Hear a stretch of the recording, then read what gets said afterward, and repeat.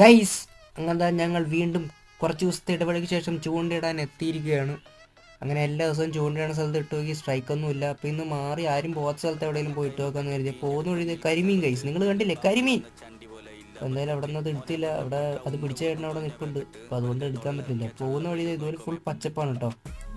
അങ്ങനെ അതൊക്കെ സഹിച്ച് ഞങ്ങൾ അടുത്ത സ്ഥലത്തേക്ക് എത്തി. ഈ സ്ഥലത്ത് അങ്ങനെ അധികം ആരും വരാത്ത സ്ഥലമാണെന്ന് തോന്നുന്നു കണ്ടിട്ട്. അപ്പോൾ അവിടെ ഒന്ന് കുറച്ച് നേരം ഇട്ട് നോക്കി, അവിടെയും സ്ട്രൈക്കില്ല.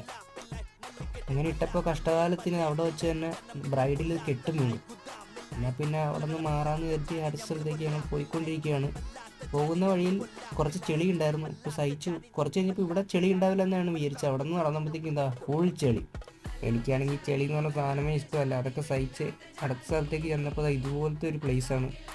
അവിടെ എന്നാൽ അധികം ആരും ഇടാത്ത സ്ഥലമാണെന്ന് തോന്നുന്നു. സ്ട്രൈക്ക് കിട്ടുന്നത് ഒരു രക്ഷയില്ല. മീനിനെ കൊടുക്കത്ത് ബുദ്ധി വന്നു തുടങ്ങിയെന്ന് തോന്നുന്നു. അപ്പം മിഷൻ സക്സസ്ഫുള്ളി ഫെയിൽഡ്. ഇനി നേരെ വീട്ടിലേക്ക്.